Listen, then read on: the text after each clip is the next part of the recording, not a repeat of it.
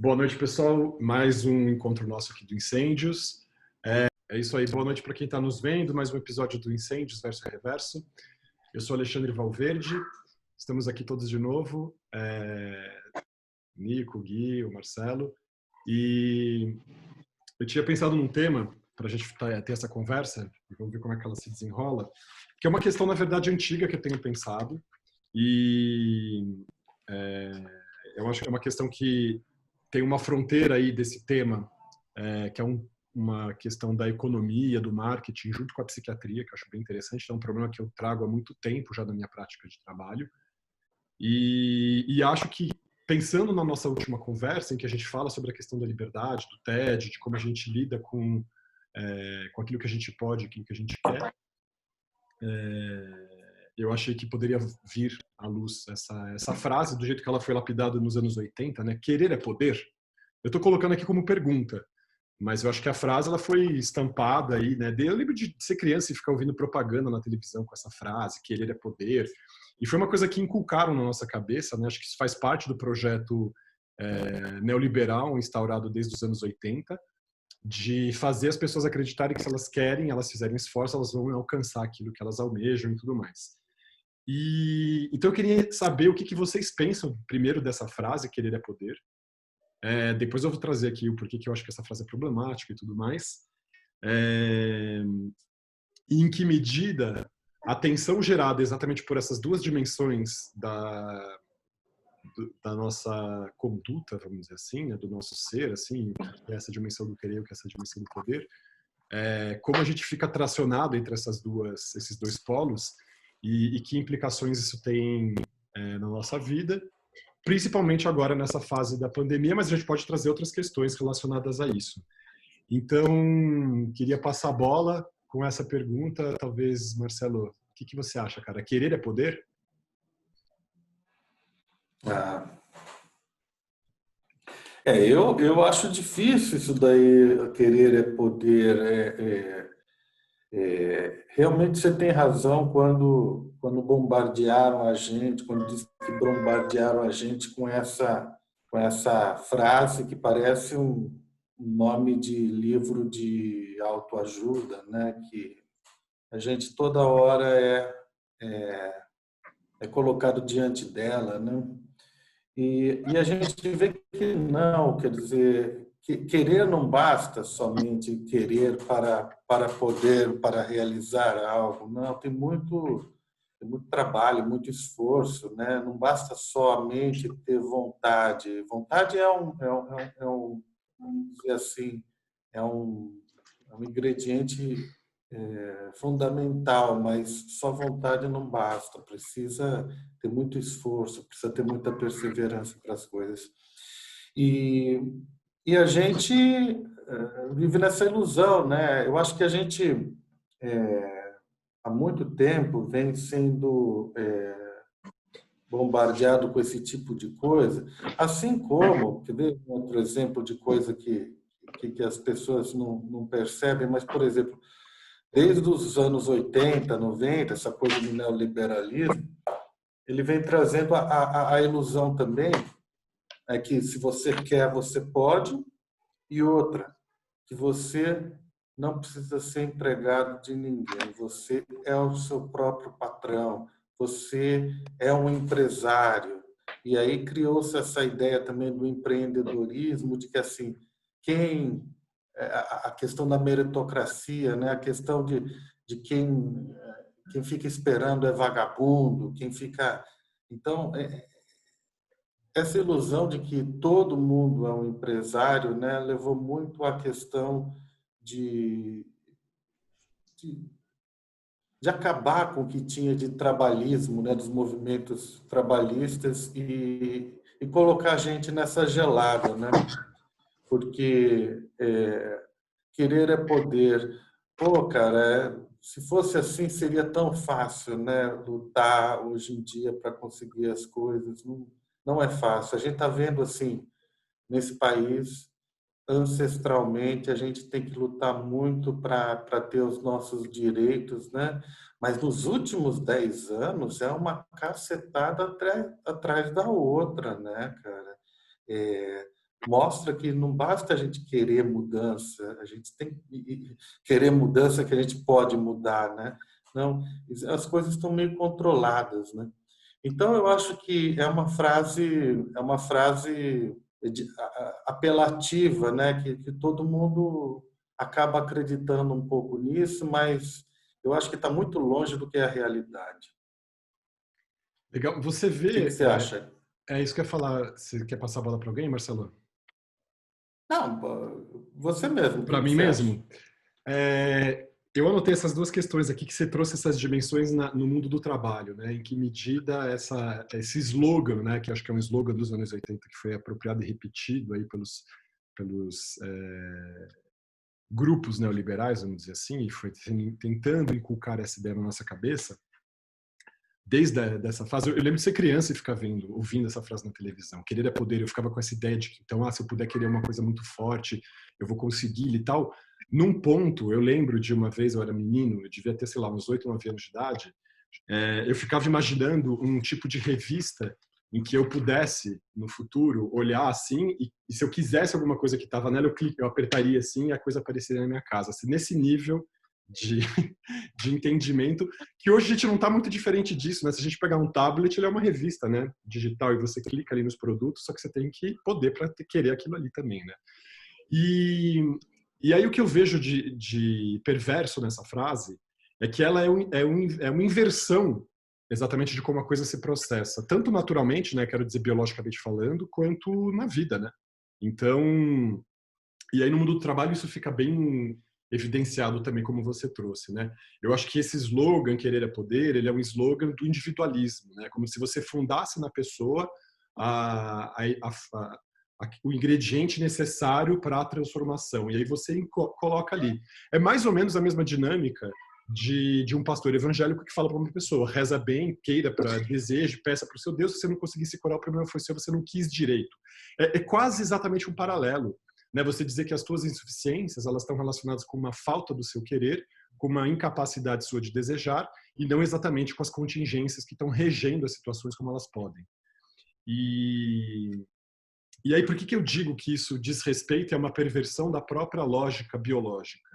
Né? Eu, como psiquiatra, quando eu vou lidar com uma pessoa que está no estado de depressão, a própria depressão da pessoa faz com que o querer dela, né, a vontade, a libido, o tesão, a vontade de fazer as coisas, o prazer em fazer coisas, aquilo, de um certo modo, recrudesça, né? Se atenue, se enfraqueça. Então, assim, clinicamente falando, Gui, eu acabei dando uma fechada no seu microfone aqui, só reativar de novo. Clinicamente falando, o que a gente vê é o oposto, na verdade.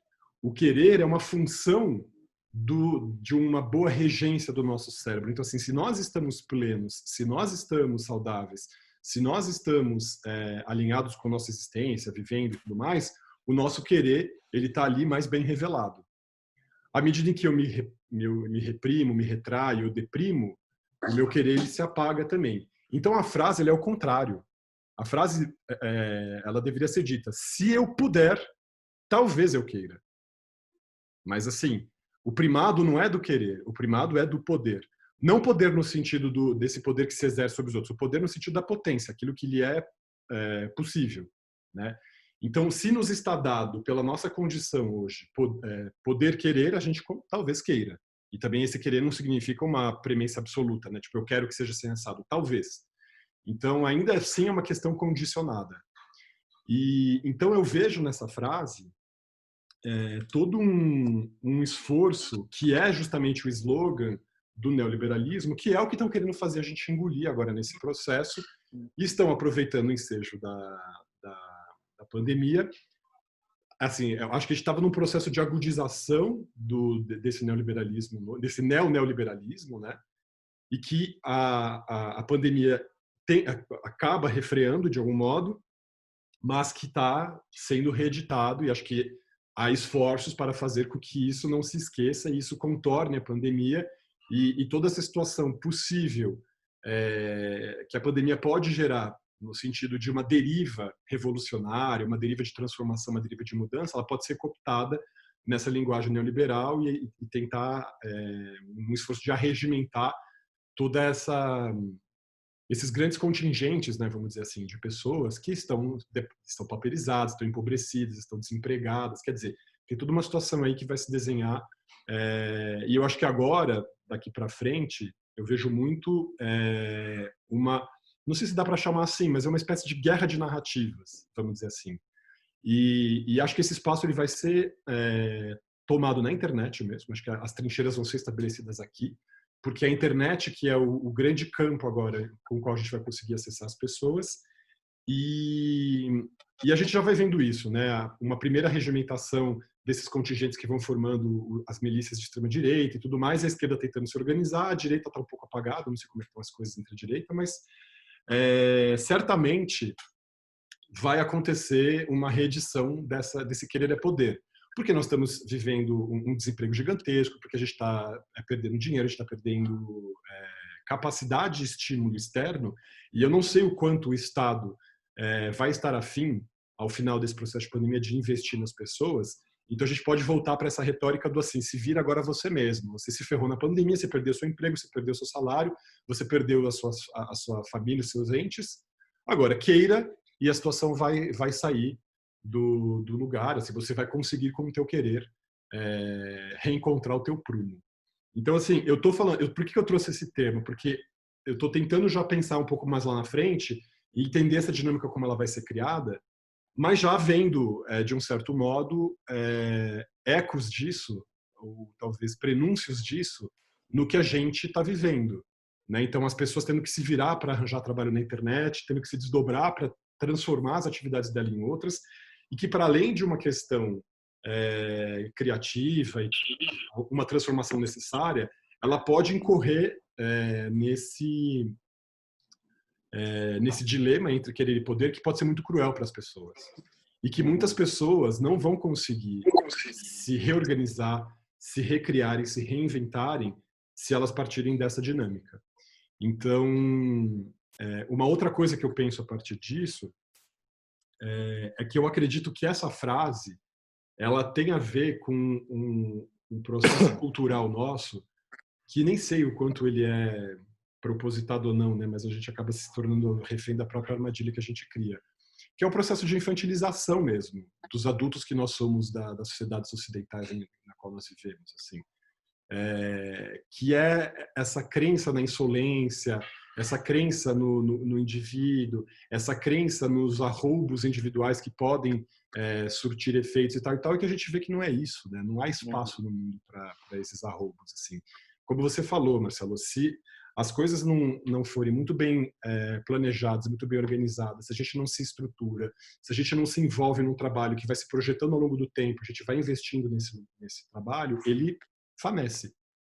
Então, o que eu tenho entendido e percebido com essa crise é que a melhor maneira de você fazer uma coisa se concretizar e ser realizada é o contrário do individualismo, é o contrário dessa posição do querer é poder, é o da solidariedade, é o oposto, né? É esse sentido de você convidar as pessoas para um projeto comum. Eu acho que, por exemplo, o que a gente faz aqui é muito isso nesse sentido. E a partir desses encontros, a gente vai tecendo esse novo arcabouço onde vai se estabelecer o novo mundo. Então, não sei se eu estou falando muito abstratamente, assim, se eu não estou sendo muito concreto, mas queria, assim, acho que a minha provocação hoje é essa, assim, dar a pensar essa questão, assim, em que sentido a gente ficar fazendo exercício dessa insolência do querer é poder não é, de um certo modo, fazer perdurar uma atitude nossa infantil, de competição, de criança mesmo, de querer achar que o nosso querer prevalece sobre as nossas possibilidades. E aí, em que sentido, toda a lida, na verdade, até com essa questão da pandemia, até o modo, por exemplo, para mim eu acho que é muito sinal dessa infantilização da qual nós estamos mergulhados, assim. Quando a gente começa a pandemia e o governador vira e fala: vamos ter 15 dias de pausa. Mais 15 dias de confinamento. Mais 15 dias de quarentena. Mais 15 dias de não sei o quê. E fica nessa coisa conta-gotas, é porque está duvidando na nossa capacidade, como adultos, encararmos a possibilidade, o fato de que nós vamos ter de lidar com, por exemplo, uma suspensão das atividades econômicas pelo período de 10 meses.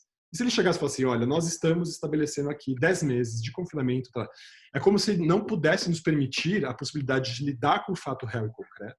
E eu estou falando aqui como médico, que sabe que essa situação vai perdurar, que sabe, pela medicina, a gente não tem nenhum mistério não, nem bola de cristal. E que, ao invés de você lidar com essa questão na madureza de ser adulto e falar assim, o que vamos fazer diante do fato de que nós vamos passar de 1 a 2 anos sem atividade econômica fluida, vai ser uma atividade econômica truncada e tal, o que nós vamos fazer com isso? Fazer essa pergunta de verdade, como adultos que perguntam para adultos. Mas, ao invés de fazer isso, não. Então, pega e fala, mas a gente vai ficar só 15 dias, espera só mais um pouquinho. Ó, pessoal, mais um pouquinho, 15 dias. Parece aquelas... Eu vejo, faço isso com os meus sobrinhos, assim, quando eles não estão querendo dormir, que eles ficam pedindo 10 minutinhos a mais, 10 minutinhos a mais, e a gente fica cedendo isso. Então, eu também me sinto profundamente incomodado com essa lida da mídia, do governo, das comunicações em relação a gente, nesse sentido da infantilização. E eu acho que o processo neoliberal é um processo de infantilização dos adultos, nesse sentido de você produz dentro de um âmbito, você consome, satisfaça-se com seus brinquedos caros, e fique quieto no seu canto e não faça outra coisa a não ser trabalhar para conseguir adquirir essas coisas. Então, não sei, queria que talvez vocês comentassem a minha fala, o que vocês pensam disso, se vocês concordam com essa questão dessa infantilização, em que medida vocês veem uma prevalência, vamos dizer assim, né? Uma força desse discurso que ele nem está sendo exatamente dito esse slogan agora, mas eu acho que ele está ali colocado. Eu acho que a gente foi indoctrinado, toda a nossa geração, e assim, sendo americano do norte, tipo, isso é a fundação, assim, do credo americano, digamos. Acho que das duas Américas, que é o sonho americano, o negócio da busca da felicidade e tal, e que é uma apologia à meritocracia, que, não, por sua vez, é uma apologia ao neoliberalismo, que é um jeito de manter sempre uma classe separada da outra, né? Tipo, em certo sentido. E, tipo, e é super perigoso isso. Tipo, eu me lembro ficar... Tipo, que sempre me incomodou aquela coisa, assim, que, tipo, os grandes ícones de pop, sei lá, tipo uma Beyoncé da vida, ou as pessoas que ganham o Oscar, tipo, todos os depoimentos começam, se você sonhar e acreditar, você pode estar aqui, sabe assim, tipo, e tipo, é muito, isso é tão, é quase, cruel, malvado, né? Quase cruel, assim, falar isso para o mundo, e as crianças, tipo, então, como vocês, só para quando que vocês estão falando, tipo, imediatamente coloca desvaloriza toda...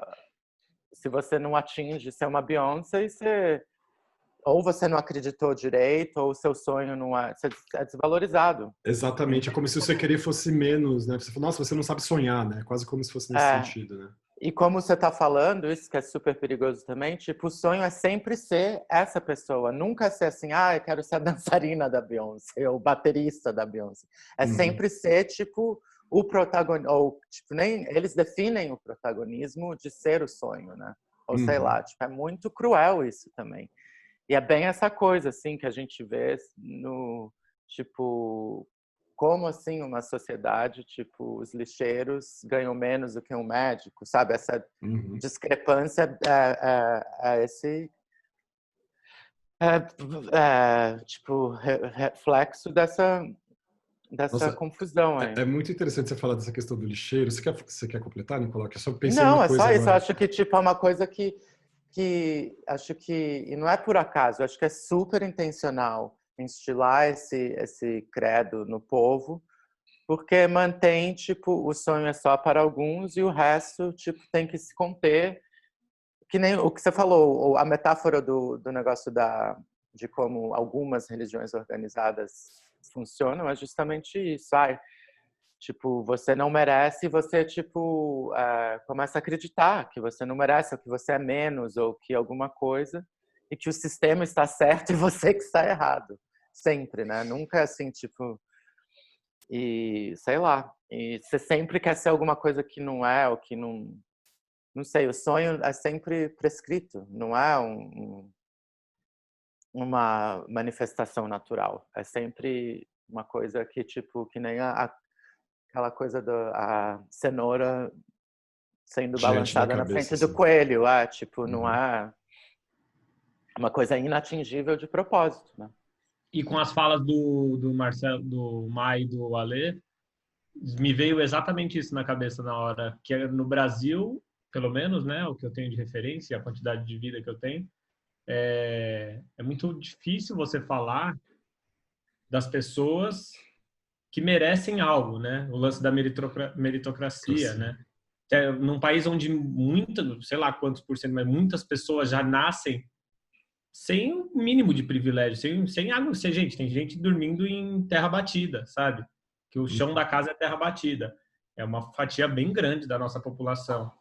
Se eu tive o conforto dos meus pais minimamente só dar aquele empurrão, sabe? Minha mãe me ajudava a pagar a faculdade, sabe essas coisas assim. Então, esse mínimo do empurrão quase ninguém tem, né? Então, e vocês conhecem a história meritocrática de verdade? Eu não conheço. Sinceramente, para mim, isso é uma falácia das maiores, assim. Não, tem a neoliberalismo é super antigo, na verdade, né? Tipo, John Locke, se não me engano, tipo, é de 1700, uma coisa super antiga.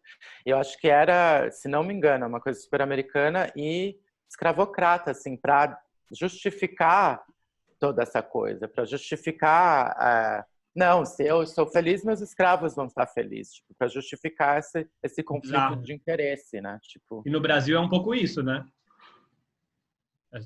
Os patrões estão bem, os funcionários podem desfrutar do conforto deles de alguma forma, comendo, sei lá, até os restos, sabe, coisas bem bizarras mesmo. A ideia é que as pessoas têm de que quanto mais ricos tiver, mais eles vão puxar para cima outras pessoas que vão enriquecer o esteio deles. É uma falácia. Eu acho que contemporaneamente agora, tipo, acho que o Reagan trouxe isso, né? Tem o negócio Reaganomics, tipo, a economia do Reagan é isso, é the trickle down effect, né? É o efeito deixa cair as migalhas e todo mundo vai comendo essas migalhas. E que, tipo, isso é absurdo, porque é literalmente um conflito de interesse, né? Como é que você vai esperar que uma pessoa que quer fazer dinheiro vai ter o seu interesse em primeiro lugar? É uma loucura, é tipo não sei. Vocês assistiram o filme O Poço? Não, que é uma alegoria disso, né? Muitas pessoas criticaram, é um filme super previsível e super bobo, que era, isso já iria acontecer, né? O previsível, né?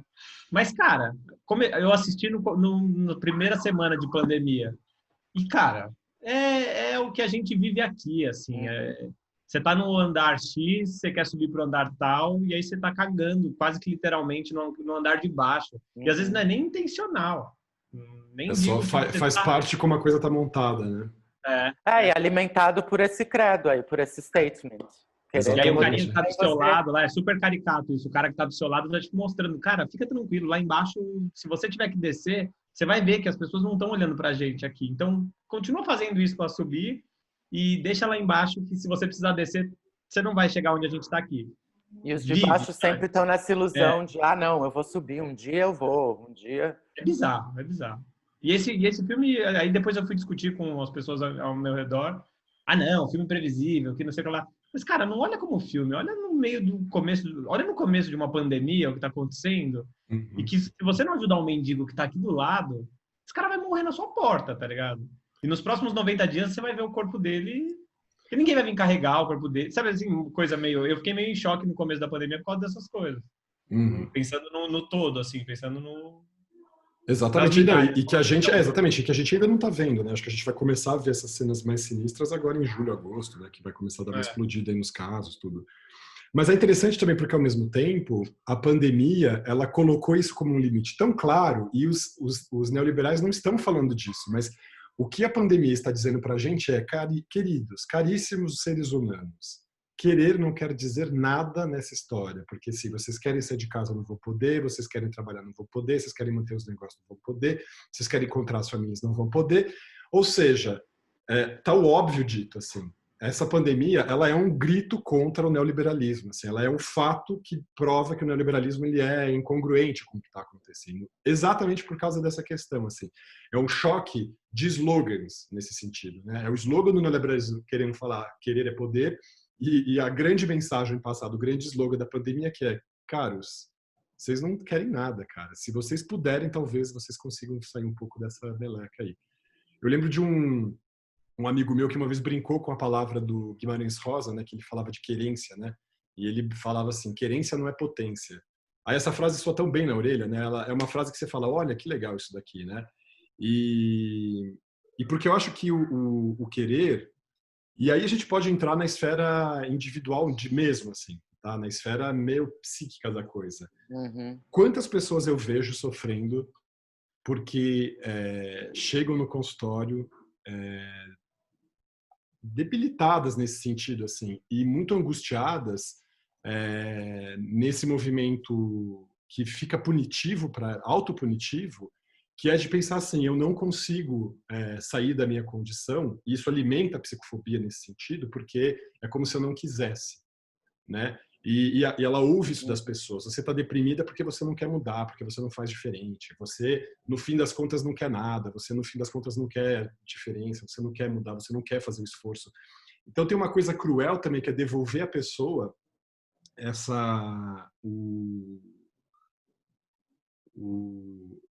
quase que a culpa. Não que a gente não seja responsável pelo modo como a gente leva a nossa existência, inclusive pelo modo como a gente consegue entender o que se passa conosco, compreender as nossas possibilidades, dar os diagnósticos possíveis para a gente buscar encaminhamentos nesse sentido.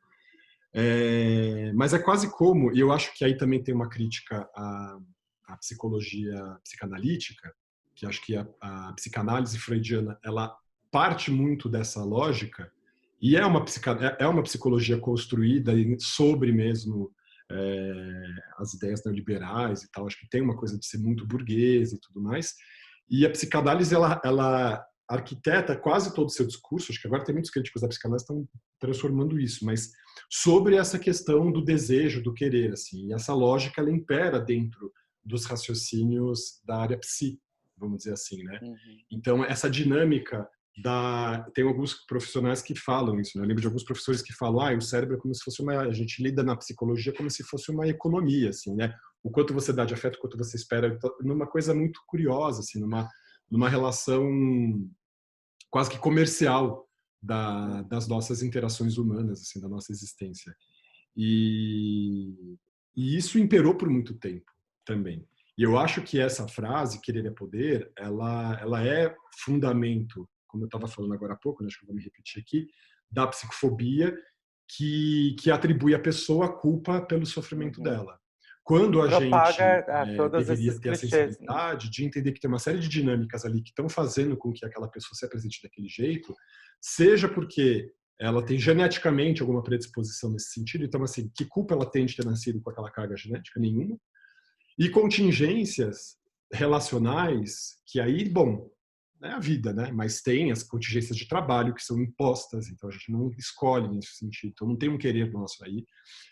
Tem as contingências familiares, que também a gente não escolhe, a gente nasce numa família que tem essas dinâmicas e tal.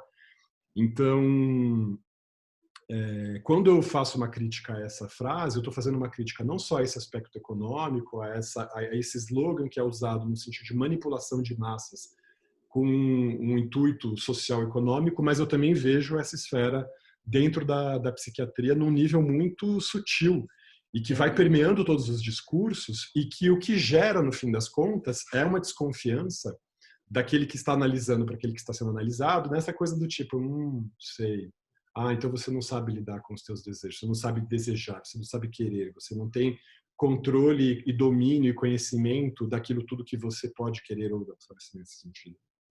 Ou daquilo que você deve querer. Acho que tem até uma obrigação das nossas todas as coisas, tipo, tanto Nico, do seu microfone Ah, falhou. Só vê o que está acontecendo e assume a palavra aí. Tá ouvindo? Não dá para ouvir ainda. Não? Eu tô ouvindo. Talvez esteja desconectado o plug? Não, mas você tá ouvindo?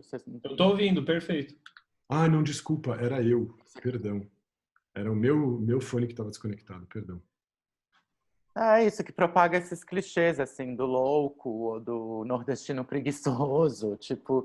E é muito louco isso, pensando que, tipo, os exemplos desse querer e poder, tipo, os exemplos que justificam isso, são sempre as exceções, tipo o jogador de futebol que veio do nada, a Oprah Winfrey. E é muito louco a gente usar a aberração, tipo, como exemplo. O exemplo, como se fosse a que é tipo uma coisa norma, né? inatingível. Já define que, tipo, não é real. Vocês já sofreram essa psicofobia do querer é poder? Assim, alguém que olha para vocês e Total. fala... Quer contar Eu pra já gente? tive, como o que você falou, como é que você falou? Da auto-impunidade, assim. Tipo, de ter Autopunição, uma né? noção, autopunição, que ter uma noção que eu sou especial, que eu sou mais especial do que muitos. Isso já é um erro, assim, de ser condicionado a esse... A acreditar nisso, que eu acho que é relacionado com o querer o poder, tipo assim, eu sou especial, então... E aí, tipo... E como negociar isso? Ser o especial e não atingir uma coisa grandiosa. Grandiosa. Como assim? A matemática, a equação não está dando o resultado que esperado, né? Isso é tipo um fracasso. Tipo, eu acho que tem sempre isso atrás aqui. Tipo, isso que eu acho que eu tento trabalhar mais e mais em autoconhecimento. Tipo, como negociar comigo mesmo esse fantasminha fracassado de uma coisa de um sistema que impõe isso em mim, né? Eu acho que é meio pela psicofobia, em sentido também de não... Isso que é muito louco, que esse querer e poder coopta também qualquer espiritualismo que você tenha a ser, tipo, de pensar positivo, ou, tipo, autoconhecimento, é cooptado por essa noção de material, né? Sei lá, é muito, muito louco isso. É porque é um querer de acumulação, né? É uma coisa... Não me parece um querer... Porque, por exemplo, eu queria te falar justamente aquela hora que você estava comentando do que a gente pode querer, então é quase como se assim, se você quiser, queira ser a Beyoncé, né? Queira ser a bailarina primeira ali que vai estar cantando, tralá, tralá. Não dá para você querer uma coisa menor, vamos dizer assim, né? E eu tava... Quando você falou, eu me lembrei de um amigo meu que fez mestrado comigo em filosofia, então é uma pessoa que teve uma formação em filosofia na Suíça, de onde ele é um amigo meu, Mikael. Ele fez uma pós-graduação lá da França, depois ele foi fazer estudos na Inglaterra, ele passou por Cambridge, ele está... perdão, gente, Cambridge é dos Estados Unidos, né? Acho que é Oxford, é isso? Estou confundindo? Cambridge. E ele trabalha atualmente na Suíça, onde ele mora, no vilarejo ali, no cantão alemão. Ele trabalha na época do inverno como professor de esqui. Ele é doutorando em filosofia, está terminando o doutorado dele. Ele trabalha como instrutor, então, no inverno. No verão, ele trabalha colhendo uvas. E 2 vezes ou 1 vez por semana, se eu não me engano, ele é lixeiro na cidade dele. E ele escolheu ser isso, ele quis ser isso, com clareza de que esse lugar era um lugar que ele merecia ocupar, que ele devia ocupar, porque ele entende a importância de passar todo dia lá, né, do vilarejo, recolher o lixo das pessoas e manter a estrutura ali da sociedade pequenininha onde ele mora, uma comunidade com 50 pessoas e tal. E aí, na hora que você começou a me falar, me veio o Mikael na cabeça, assim, porque eu falo, cara... E quando eu fiquei sabendo disso, eu falei, putz, cara, como você é incrível, né? Que você pode ter doutorado, você está fazendo doutorado na Inglaterra, 3 diplomas nas costas, passou pelas melhores universidades do mundo, fala 5, 6 línguas e decidiu também, não só isso, mas também ser lixeiro. E o quanto isso é díspare em relação a esse querer a qual a gente é acostumado, porque ele não pode querer isso, ele tem que querer, sei lá, qualquer outra coisa, né? Então, essa opção que se deu, que ele se colocou para a vida dele, que é super nobre, é totalmente na contramão dessa lógica, né? Então, que alguém pode olhar e falar assim, nossa, se você acumulou esses diplomas para fazer isso, na verdade eu tenho que pensar ao contrário, né? Uma pessoa que trabalha nessa função de recolhedor de lixo e tem os diplomas de filosofia. Você fala, putz, meu, genial, né? É um outro lugar disso, assim, é o inverso dessa... É uma inversão. E exatamente. assim, tipo, e é muito, muito louco, muito cruel, né? Que, tipo, o outro lado da meritocracia, de, tipo, você atingir os seus sonhos, se você não atinge, você também merece aquilo. Você é falho e você merece comer merda, sabe assim? Tipo, também acolhe isso. Então, mas em que medida isso faz parte dessa lógica cristã mesmo, né? E aí, o último lugar se você está aí é porque você não quis mais do que aquilo que Deus te reservou e você está reservado a isso daqui, né? Inclusive, a coisa esquisita é que ao mesmo tempo que a gente deposita na pessoa a unidade a partir de onde ela pode se revelar, vamos dizer assim, se deslumbrar e tal, lhe é negada também, né? Ao mesmo tempo, assim, porque não damos as contingências, as possibilidades da pessoa querer.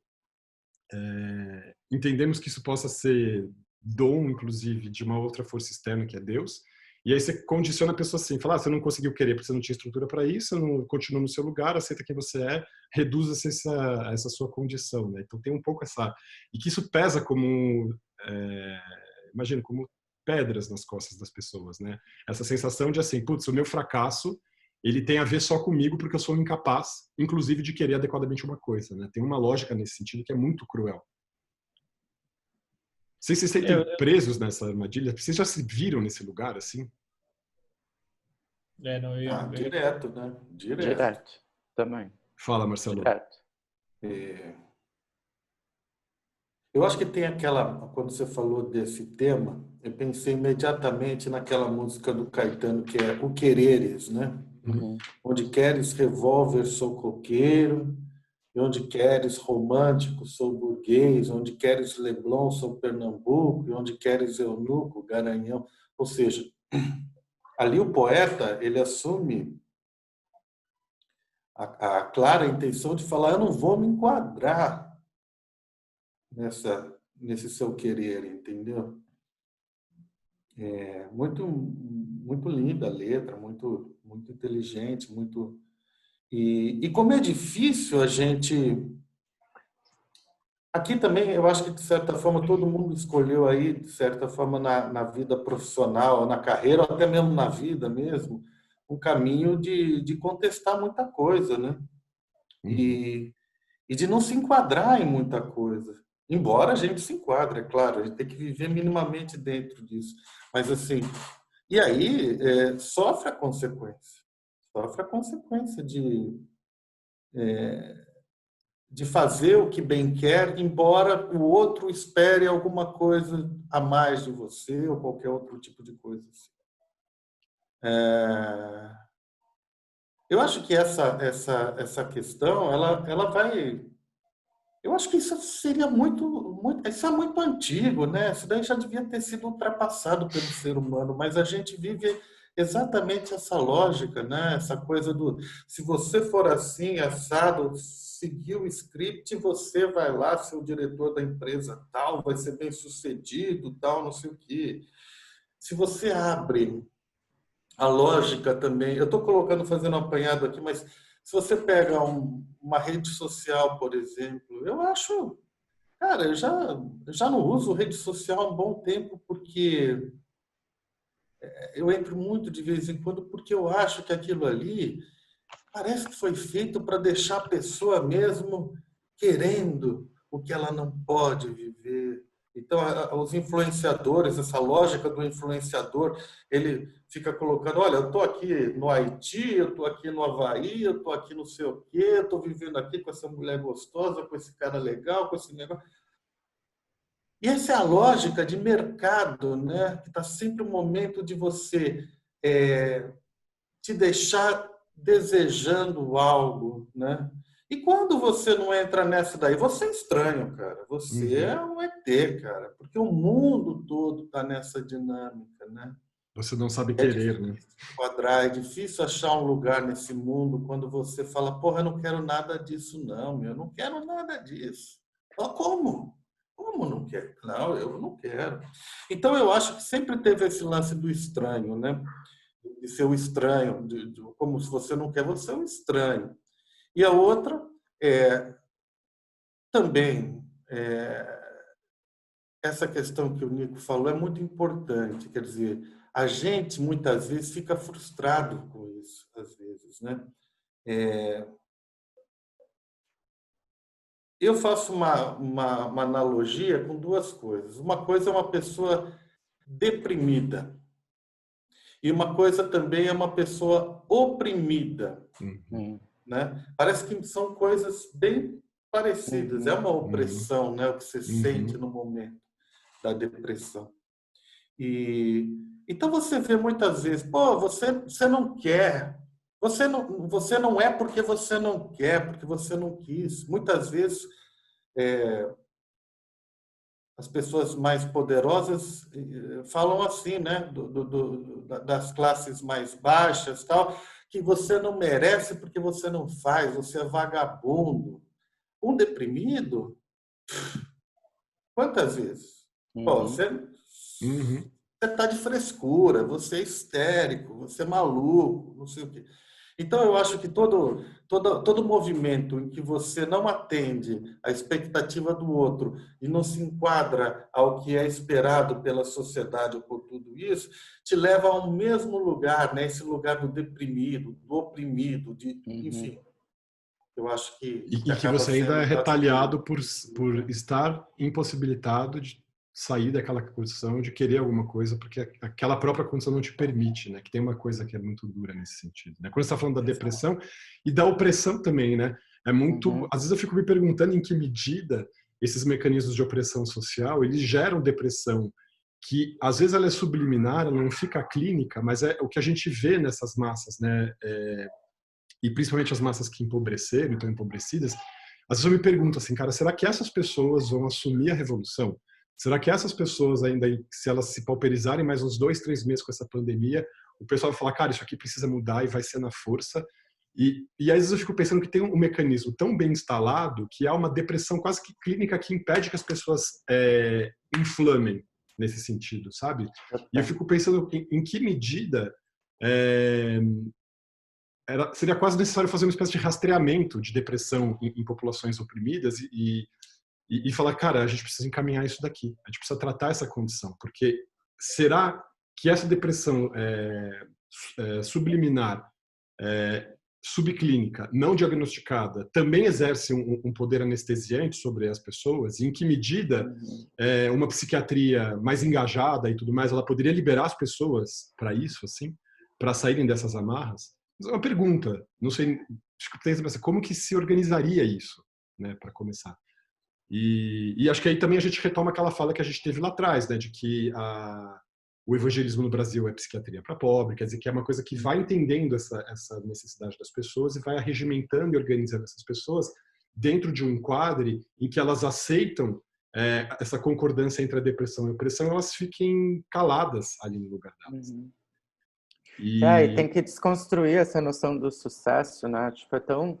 Tipo, pensando aqui enquanto vocês estão falando, acho que a minha vida toda essa frustração existiu, tipo, de ser o melhor aluno, de entrar na faculdade que eu quero, de não sei o que, tipo, todo é pontuado por isso, entendeu? E isso não satisfaz nunca, né? Porque essa fama nunca passa, né? Nesse sentido. E a soberba de quem tem sucesso é, tipo, super opressora, né? Tipo, como o Ma descreveu, tipo, essa soberba da pessoa, do seu chefe ou de quem é que seja, do exemplo de sucesso, é tipo deprimente completamente. Eu acho que eu vivi muito isso na minha vida adulta, tipo no mundo de arte. Tipo, sempre tem alguém mais famoso, sempre tem alguém fazendo mais sucesso, e você tem que a sua ambição deve ser querer aquele lugar. E tipo, você está negando o seu próprio lugar, tipo, onde você reside, né? É muito junto triste. disso, você vai estimulando a inveja, o ciúme, um monte de outras coisas viscosas que vão crescendo em torno dessa ideia de que a gente tem que estar ali ocupando o lugar do outro.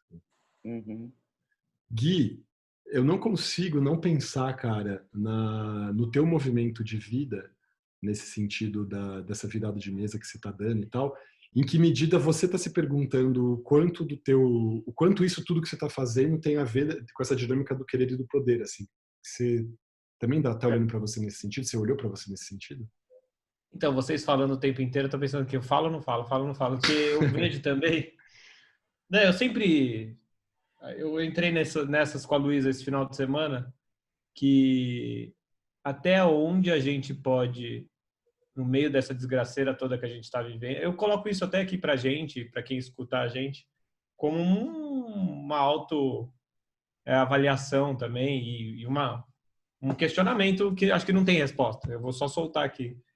eu sempre fico pensando que eu me dar esse luxo, e aí para que todo mundo entenda, eu quis sair de agência de publicidade, batalhei por isso algumas vezes. No começo da pandemia eu consegui chegar nesse lugar e sair mesmo, e largar tudo. Eu fico pensando quão luxuoso é isso, né?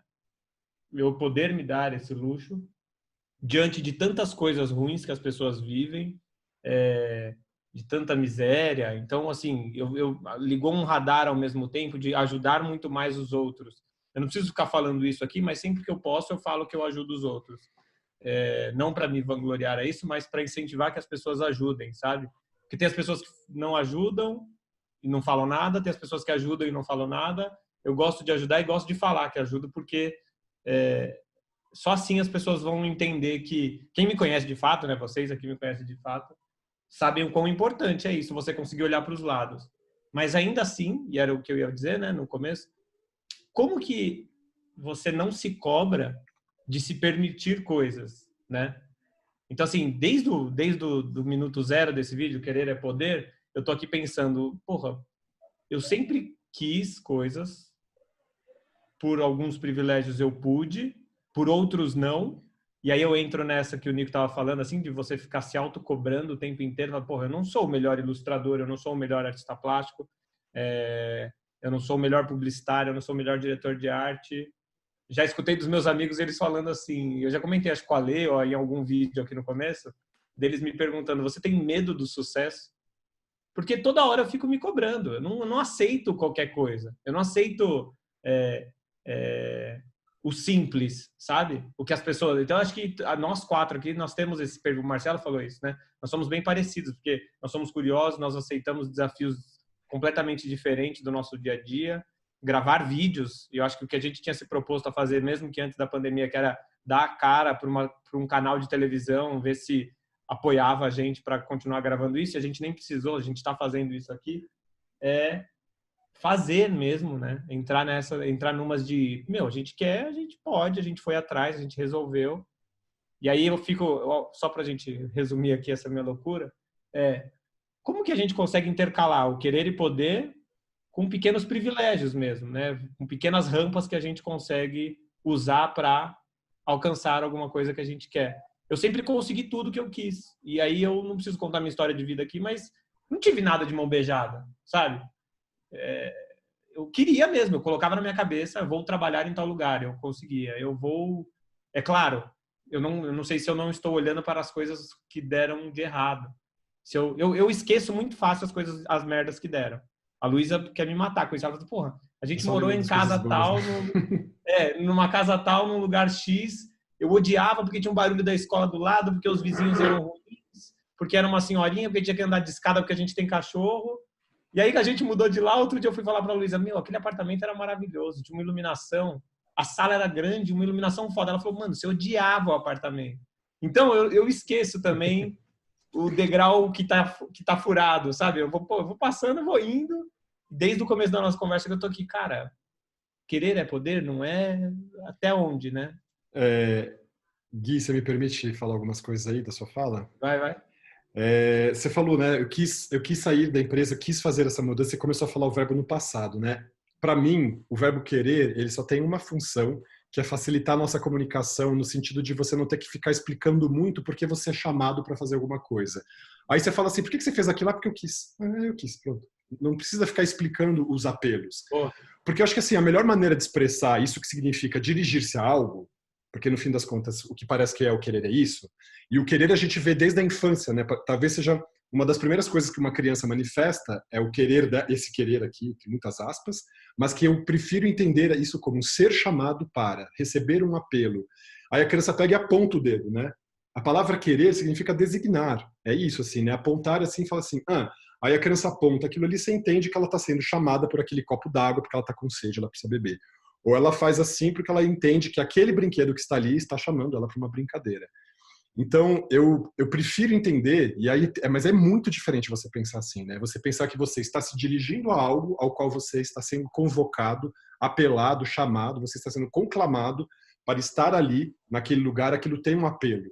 É muito diferente. Por quê? Primeiro, a coisa emana do mundo, é algo que está além de você fora, né? Então aquilo te chama, te encontra, você olha para aquilo, fica fascinado e fala: estou me dirigindo àquilo. Aí o que a gente chama disso, quero aquilo.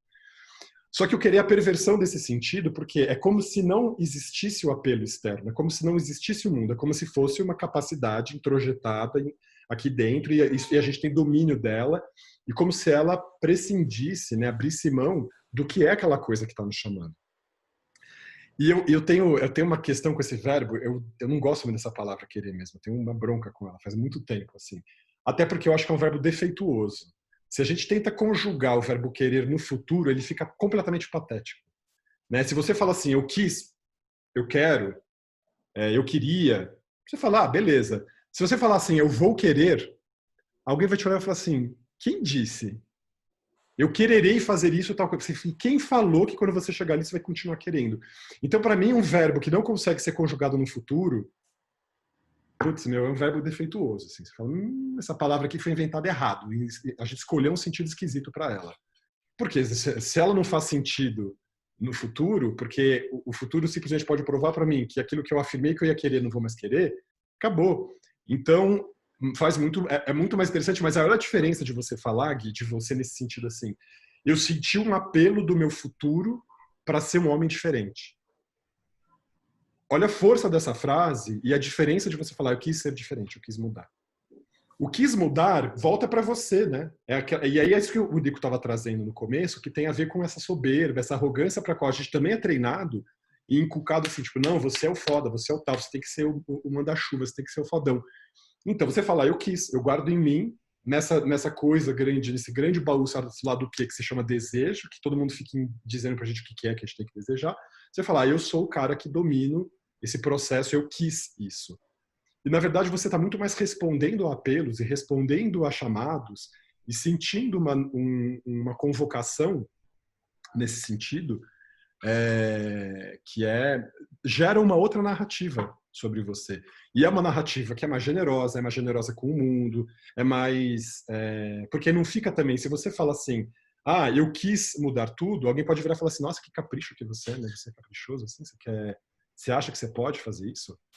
Agora, se a pessoa ouve, eu entendi que tem um apelo para uma mudança minha existencial profunda e eu estou correspondendo a isso, só fala, opa, beleza, vamos entender o que vai tem. lá.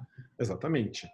Porque aí tem o querer também, ele é esse querer corrompido, né, deturpado, ele também é classificado, né? Tem os quereres mais nobres, né, de querer então essas posições e querer atingir os topos e tal, e tem esses quereres que alguém fala, cara, você tá querendo ser medíocre, é isso que você tá querendo, no fim das contas. Então, e aí entra nesse rol dos julgamentos, né? Aquilo que você quer é feio, é mau gosto, ninguém quer, tá passado, é brega. Então, e aí isso vai entrando ou você é colocado numa caixa de querer o que todo mundo quer, né? Não, exatamente. Obrigado. E quando isso acontece? E quando nós somos convocados a estar sempre prontamente dados, a nos encaminharmos para aquilo que oferecem para a gente, assim. Então, eu sou obrigado a querer aquela roupa, eu sou obrigado... Eu também acho que também tem uma crueldade nisso, que vão gerando uma narrativa do mundo, do que significa ser uma pessoa cumprida, do que significa ser uma pessoa realizada, um homem realizado, uma mulher realizada, que é quase um checklist, assim, de queira essas coisas, adquira essas coisas, depois vai ganhando os seus créditos, mas é o que o Nico falou, isso fica insustentável, né? É uma coisa que você vai preenchendo essa lista e você nunca se satisfaz. Ela nunca se basta, né? Então, bom, revela mais um aspecto aí dessa questão difícil disso. E aí, voltando para a nossa questão da pandemia, de novo, e aí voltando para a nossa conversa anterior, nosso episódio aí número 10, quando a gente se recusa a aceitar uma contingência maior, como uma pandemia que fala, fica em casa, você não vai poder sair agora, você não vai poder se relacionar com as pessoas, você não vai poder visitar os teus próximos. É uma batalha nesse sentido, assim. E aí a questão que fica cara, o que a gente pode querer, assim? O que nos resta agora? O que cabe a gente? E quais são os apelos, então, que a gente precisa ouvir para nós cumprirmos essa nossa existência, se ela não vai ser, pelo menos durante a pandemia, a realização do checklist das coisas que a gente está dado a precisar querer. Então, Claro, a minha resposta para isso é a criatividade, né? Assim, é lançar-se livre no mundo e fazer aquilo que não está feito, né? Mas isso também significa responder a um apelo, responder a esse apelo desse não, né? Dessa coisa que ainda não é, que não há, e para a qual a gente se dirige porque a gente sabe de uma insatisfação com as coisas como elas estão dadas. Então, mas aí é muito diferente isso, porque é muito mais humilde você falar, estou me dirigindo a algo que eu sinto um apelo, do que dizer assim, eu quero fazer isso, aquilo, outro. Quando eu olho para a pandemia versus o nosso tema de hoje, que é querer e poder, eu fico sempre pensando, quando a gente falou disso pelo WhatsApp, né, qual seria o tema, eu fiquei pensando que isso, nos dias de hoje, eu gosto de chamar de reinvenção. As pessoas não vão mais poder, vocês falaram disso no começo aqui, não vão mais poder querer, porque poder, e entra nessa linha, né, nesse cabo de guerra, mas sim as pessoas podem se reinventar. E a gente até comentou aqui, eu falei também, está sendo, nós estamos fazendo esse vídeo, cara, desde o começo da pandemia, não precisa de produtora, não precisa de editor, não precisa nada, a gente só sobe, o Mar fez a edição inicial, a gente sobe, upa, e cara, do jeito mais rápido possível, que é para fazer, se reinventar e tipo, não tem empecilho, né? Não tem, não deu para fazer, que a gente precisa se encontrar ao vivo. Então, eu sempre vejo a pandemia, eu sei que tem muita gente morrendo, eu sei que é muito ruim, mas eu acho que muitas pessoas estão se reinventando, né? Com certeza, mas Gui, eu vejo muito... É interessante você estar falando, porque a gente poderia trazer, e algumas pessoas podem ter essa impressão, né? Nossa, esses 4 caras quiseram fazer isso e tudo mais, só que eu acho que se quiseram fazer isso, ele escamoteia uma série de outras razões mais delicadas e mais sutis, que foi o que nos trouxe, né, a fazer o que a gente está fazendo, né? É um apelo que tem a ver com conhecer-se, com acreditar no outro, confiar no outro. Cara, quem é essa pessoa que está me convidando para isso? Que diabos é isso? Para onde eu vou? O que isso me promete, né? Então tem muito mais a ver com uma entrega, que aí a gente está falando de outras coisas, né? A gente está falando de confiança, a gente está falando de solidariedade, a gente está falando de um compromisso que ultrapassa essa questão do querer individual, né? Quem quis esse projeto? Não tem essa pergunta. A pergunta é como ele aconteceu, né? Como as coisas foram se produzindo, como os encontros foram se dando, que expectativas, que promessas, que nuances, que perfumes foram se prenunciando. Sim. E a gente vai atrás desse cheiro, né? Tipo, tem uma coisa legal aqui, entendeu? Então, falar sobre isso é muito mais sincero para conosco, sincero para quem nos ouve, porque fala, pô, então, na verdade, se juntar com tesão por um assunto, por um tema, umas questões e tudo mais, tem muito mais a ver com quem nós já somos, aquilo que nós já portamos, as nossas expectativas, as nossas esperanças, e de um certo modo, acho que tem uma ressonância que faz com que nós nos aglutinemos, que acho que tem, talvez aqui no nosso grupo, eu vejo, para além do fato de nós sermos todos ligados pelo meu trabalho, né, pelo fato de vocês estarem passando um tratamento comigo e tudo mais, mas acho que tem a ver com essa questão que profundamente nós somos muito tocados pela injustiça, né, pelo modo como a injustiça se produz no mundo e tudo mais. Então eu vejo muito nesse sentido assim uma ocasião em que nós que somos ligados em relação a isso, que não encontrávamos no mundo um espaço para poder estabelecer essa relação que a gente criou, a gente dá, então, encaminhamento para ela e poder fazer ela acontecer. Isso, eu não consigo dizer que isso tem a ver com um querer. Um querer, alguém quis isso. Eu vejo muito mais como um fenômeno de coagulação mesmo, né? Aquela coisa de estar os elementos ali, acontece uma precipitação que faz coagular algo que gera isso que depois...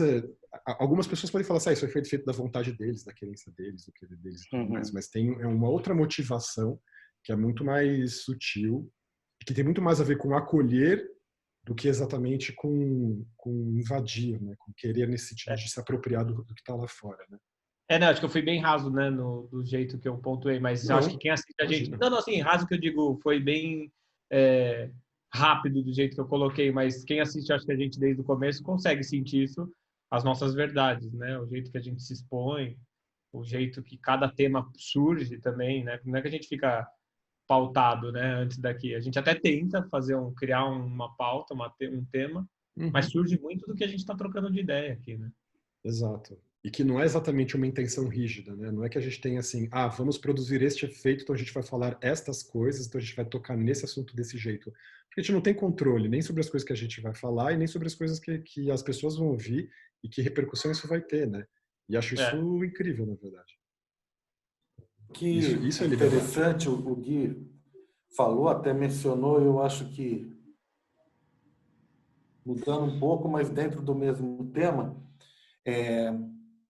como essa pandemia ela veio e atingiu em cheio, né, esse modelo do capitalismo de consumo, né?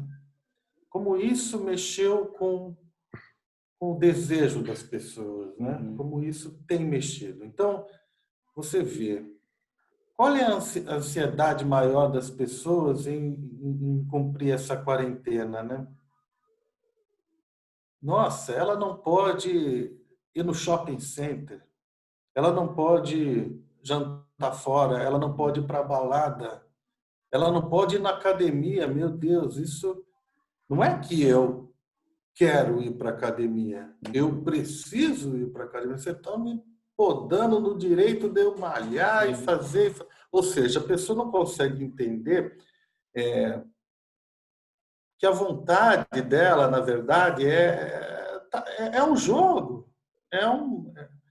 E que isso não faz sentido nenhum ela comprar uma roupa incrível no shopping center agora para não usar, para mostrar na foto, sei lá, para onde que ela vai mostrar? Para não usar. Exatamente. Então, ele feriu ali, a pandemia feriu ali a gente, feriu a humanidade, a sociedade, onde a gente realmente pego e tem que colocar uma nova pergunta, um novo paradigma. Realmente, eu quero isso? Eu preciso isso? Ou isso é apenas um desejo que daqui a pouco, daqui a 5 minutos, eu já não quero mais? Tal. Então, a lógica do consumo é um pouco isso. Se eu estou chateado, deprimido, se eu estou um pouquinho, eu vou lá e compro um negócio, eu como um negócio, a gente vive comendo, mastigando, pegando, então não sei o quê. Pô, cara, e numa pandemia, você poderia fazer sua hortinha lá, tentar comer o mínimo possível, tentar...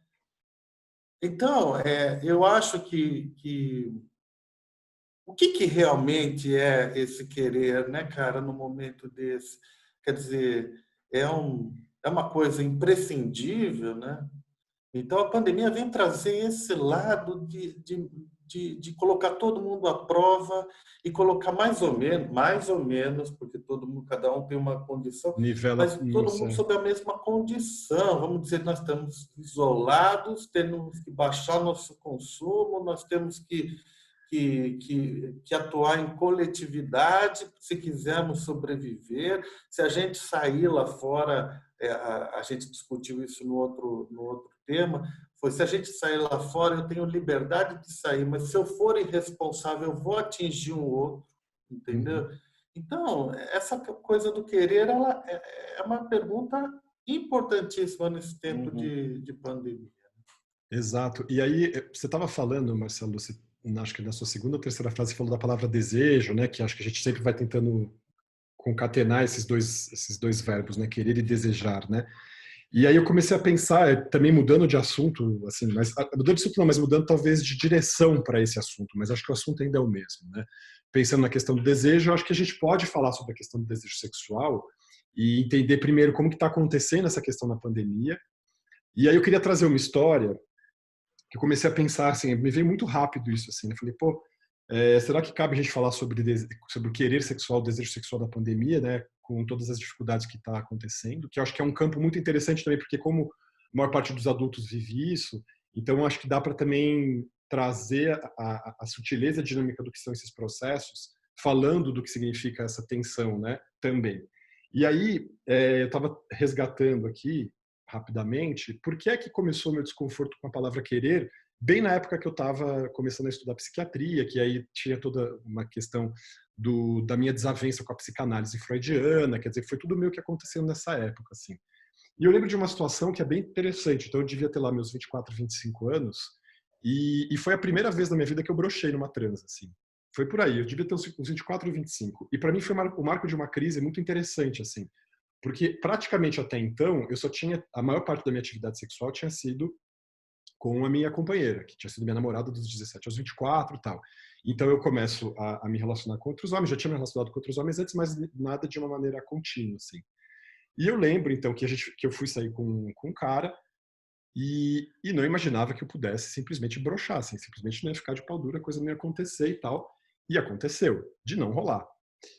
E eu lembro que, para mim, o impacto que gerou essa questão de, puta, primeiro, broxa, né? Parece que a palavra pesa que nem uma pedra na cabeça, assim, né? Tipo, eu sou broxa, não vou poder falar para ninguém, né? Nossa, se descobrirem que eu sou broxa, eu tô fudido.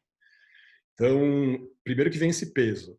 E a pergunta que vinha para mim era, caramba, se eu me entendo como gay, ou seja, se o meu querer, e aí que tá essa dificuldade de pensar o querer, é o querer o corpo masculino, por que eu tô diante do corpo masculino e eu não tô excitado? Eu ficava assim, cara, não é possível, não tá batendo e tudo mais. E aí eu ficava me perguntando, mas que espécie de gay sou eu? Então, por que eu fico afirmando que eu sou gay se eu tô na frente do cara? Eu não tô de pau duro. Como se eu tivesse a obrigação de ficar de pau duro e ter que trepar com alguém, simplesmente porque o cara é homem e eu me considero gay, e como se a gente colocasse dois gays um na frente do outro e eles tivessem que transar. Então, assim, tem um monte de camadas aí de homofobia mesmo dentro de mim, quer dizer, naquela época, né? Acho que fui desconstruindo isso. Mas eu lembro do peso que foi justamente a confrontação com essa impossibilidade. Então tinha uma impotência dada, né, broxar, impotência colocada,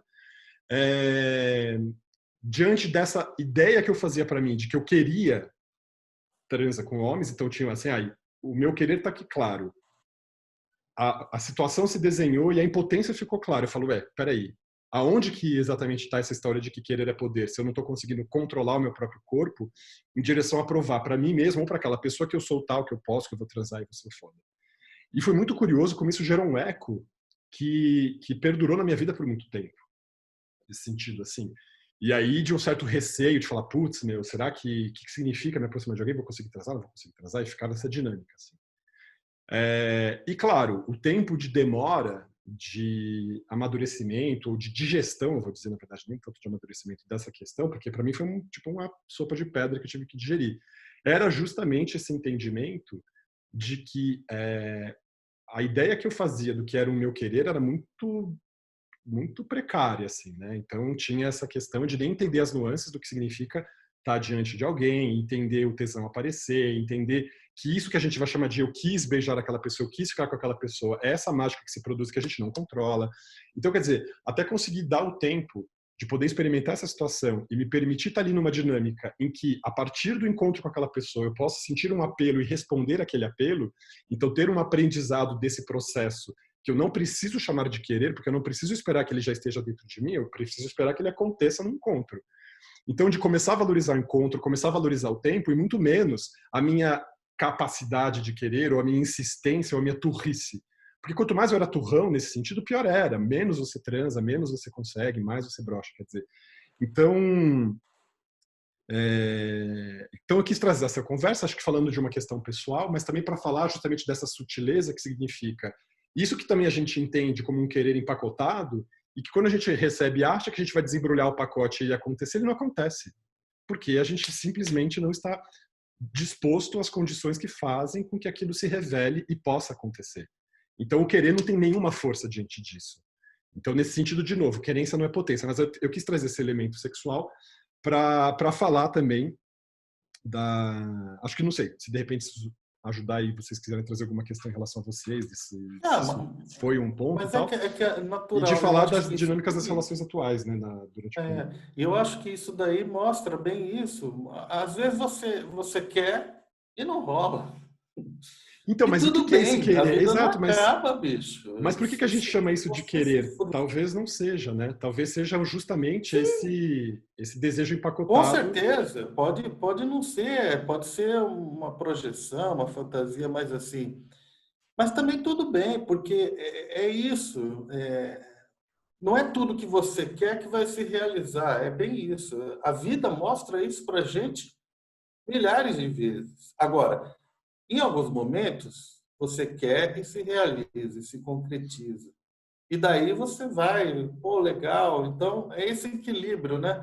Porque essa noção de que tudo que você quer, você pode, é a noção da modernidade, a noção da sociedade como um todo, tudo. Então, você é um cara que tudo tem que acertar, tudo tem que dar certo, tudo. E, cara, a gente é falível pra caramba, né? Então, eu acho que essa questão do querer, ela existe e não é sempre que a gente pode. Na minha opinião, eu acho que na minha vivência, eu sei Mas disso. é engraçado isso que... Eu tava pensando nisso, eu nem ia falar, mas pareceu bobo, assim, mas... Eu me lembro que quando eu morei na França um tempo também, e eu estava aprendendo francês, né? E tinha muita dificuldade. Eu tenho dificuldade de aprender língua, embora eu seja bilíngue e tal, de nascença, talvez até por isso. Mas eu me lembro na aula que eu aprendi o querer, poder e dever, né? Que é vouloir, devoir e pouvoir, eu acho. Mudou, tipo, de repente eu podia expressar tudo em francês.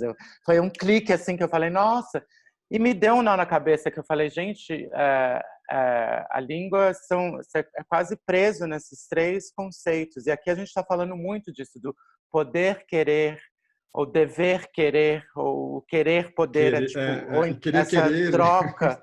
É muito. Eu fiquei pensando muito nisso. Quase eu descobri esses conceitos pela primeira vez. E enfim, nem sei qual a pertinência disso, mas é muito engraçado isso, que a gente são não intercambiáveis, mas você pode configurar como é que é verbos modais, né, que chama aqui, eu acho, Sim, sei lá. sim. Que aí você faz essas Mas composições. é a base do nosso desejo, do nosso will, como é que chama, da nossa vontade ou não sei. É o que o Má estava falando que me veio isso de novo, tipo assim, às vezes você quer, mas não pode, ou quer só porque pode, e na verdade não quer, ou você deve porque você acha que deve poder, sei lá. Ou acha que quer também. Exatamente, Então, mas é por isso que eu acho que é um verbo que eu prefiro não usar, na verdade. Eu prefiro dizer assim, respondi aquele chamado, antes de falar que eu quis.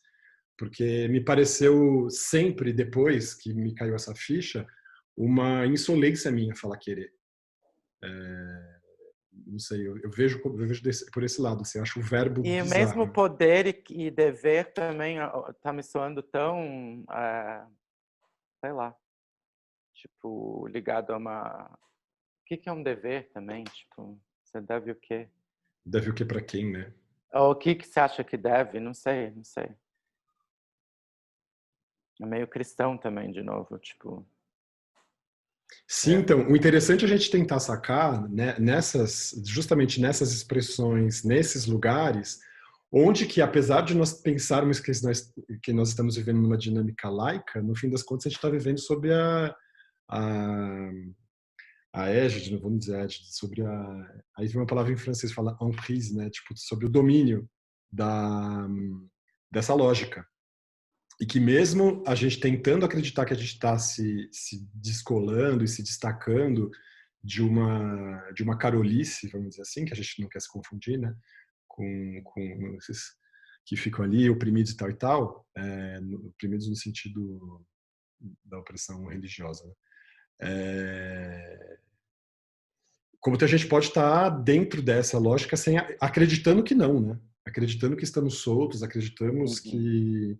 E aí, nesse sentido, esse slogan Querer é Poder me parece uma laicização da questão do livre-arbítrio, quase, né? Que é essa questão assim, tipo, Deus fez tudo, só que deixou você ali sozinho, com uma vontadinha, vire-se com ela, agora sabe o que você faz dela, porque é o teu livre-arbítrio que vai poder levar você para o inferno ou para o céu. Sendo que, para mim, livre-arbítrio, não sei se eu já cheguei a falar aqui, mas livre-arbítrio, para mim, é a prova da inexistência de Deus. Porque se eu posso alguma coisa, além do domínio de Deus, ele não é a totalidade do todo. Se ele não é a totalidade do todo, ele não é Deus para mim. Então, é como se o querer talvez fosse até um pouco um certo incômodo meu nesse sentido também, como se o querer fosse esse destacamento em que eu repouso sobre mim mesmo e eu domino em mim as coisas que eu digo que eu quero, quase como se então eu pudesse me destacar do todo e prescindir da totalidade do todo, ou seja, desistir de Deus, uma coisa nesse sentido assim. Então eu também não entendo, eu acho muito curioso porque é que mesmo os monoteístas aferrados, assim, os cristãos, os católicos e tudo mais, eles insistem nessa lógica, tanto do livre-arbítrio quanto do querer, né? Eu acho muito curioso, porque para mim é a prova cabal de que o discurso deles é uma falácia, assim, é falível. Mas é isso, estamos dados a isso, né? A viver essa confrontação. E aí, de novo, que eu falo, a gente está numa guerra de narrativas, né? Porque a gente precisa se apropriar dessas palavras, dessas expressões, desses entendimentos do mundo antigo, vamos dizer assim, já estou chamando de ACDC, né? Antes do corona, depois do corona. E em que medida a gente também precisa se desprender dessa lógica nas nossas narrativas e no modo como a gente se comunica e no modo como a gente tem que deixar claro os nossos intentos, os nossos desígnios, né? Para onde nós estamos nos dirigindo. Então, acho que a pergunta no final é essa. Isso tem a ver com um querer nosso? Isso tem a ver com uma turrice, com um capricho? Não. Isso tem a ver com essa outra coisa que significa libertar-se. E que não pode ser diferente de um libertar-se libertando o outro, né? Então, é muito diferente dessa lógica ensimesmada do querer, dessa coisa egoísta, de achar que está reservado em mim, que eu que vou ser o processo que vai mudar. Não é por aí. E eu acho que aí, se a gente fosse pensar meio que para... eu acho que assim, o que você pode fazer quando você quer é fazer. Uhum. Né? É muito diferente. É o que a gente está fazendo. Exatamente. Dizer, que aí você ouve naquela coisa, putz, eu quis fazer isso e não fiz. Coisa, então eu faço. Agora, se isso vai ser bom, se isso vai ser mal, se vai atender às suas expectativas e tal, não sei o quê, não sei. Agora, se eu quero, eu faço. Eu me lembro rapidamente também, que eu acho que a gente já está passando da hora. Eu me lembro de ter uma realização também, tipo, na faculdade, assim, que eu não queria que os meus desejos fossem as exatas coisas que estavam me oprimindo, né?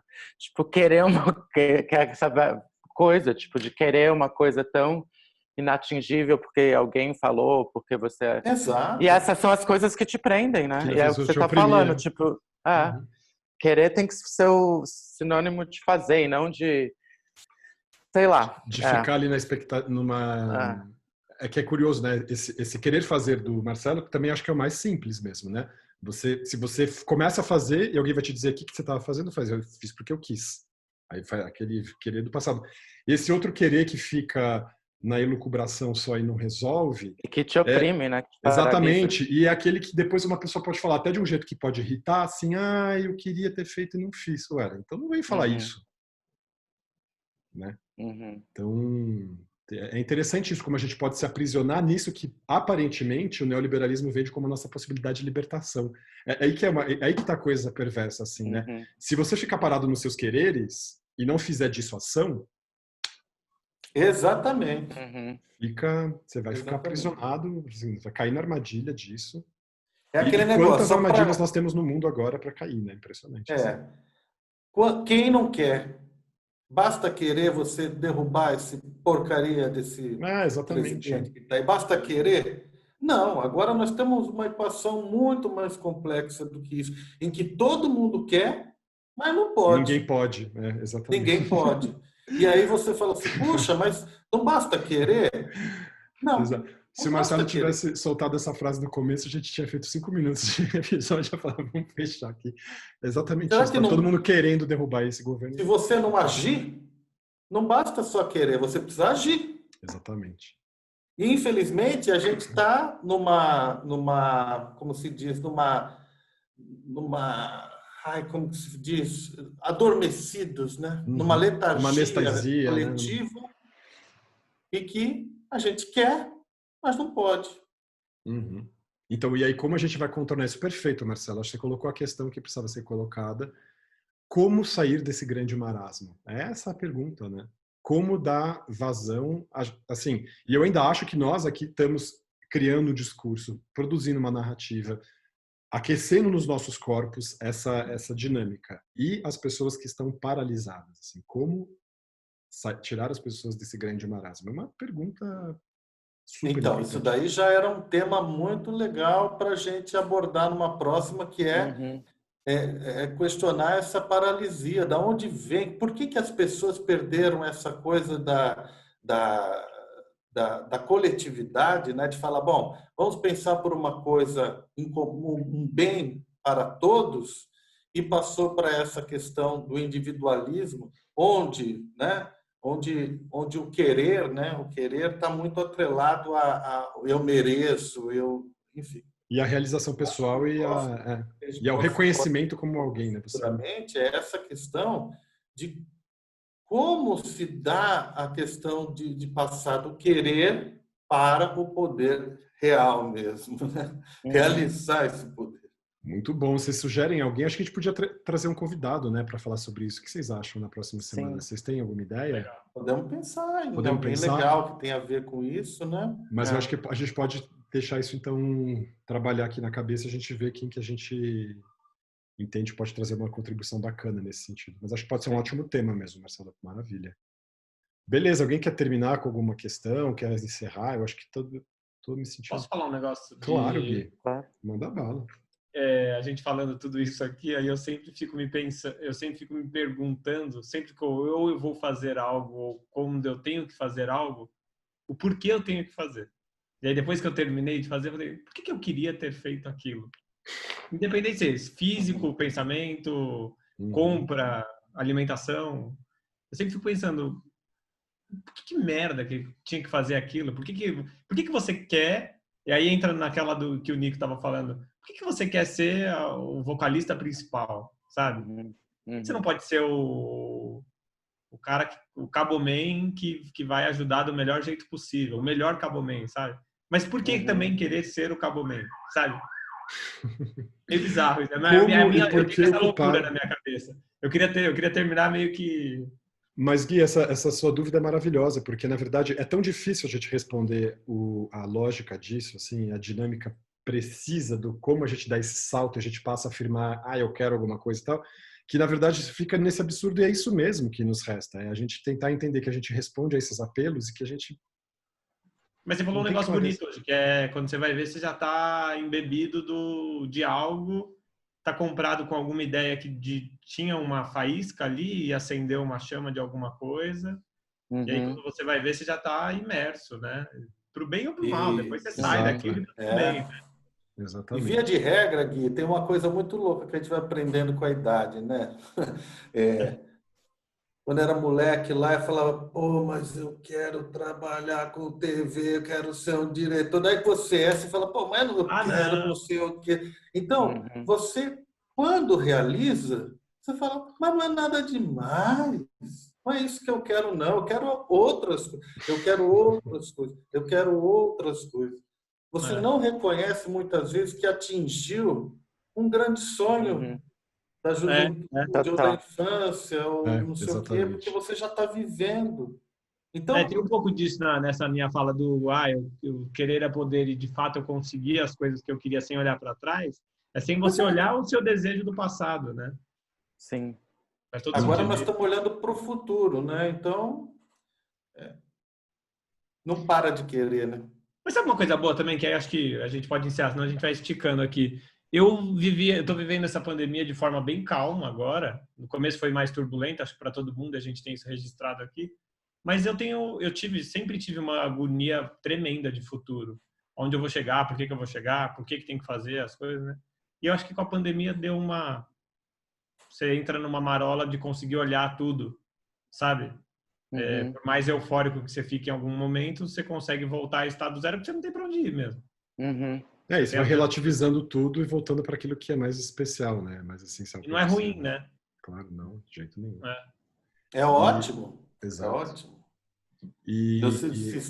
No sentido em que você ter se tornado algo especial, tal, não sei o quê, e, na verdade, nesse momento você está igualado com todos na mesma situação, não adianta nada se você é o doutor honoris causa e não sei o quê, quando você está ali. É uma coisa que pode levar todos a refletir um pouco o que é isso, entendeu? Afinal, nós somos todos estamos todos nesse planetão aqui, nesse Brasilzão aqui, né? Exatamente. Maravilha, pessoal. Então, bom, Fica um muito. abraço aqui para os nossos ouvintes, e para quem está curtindo, se inscrever no nosso canal, dar o joinha, dar o like, apertar no sininho para receber as notificações e encaminhar o vídeo para suas redes, para a gente ganhando corpo. Pessoal, super Boa abraço aí para noite. todo mundo, ótima noite para todos e até a próxima. Valeu, um abraço. Falou. Tchau.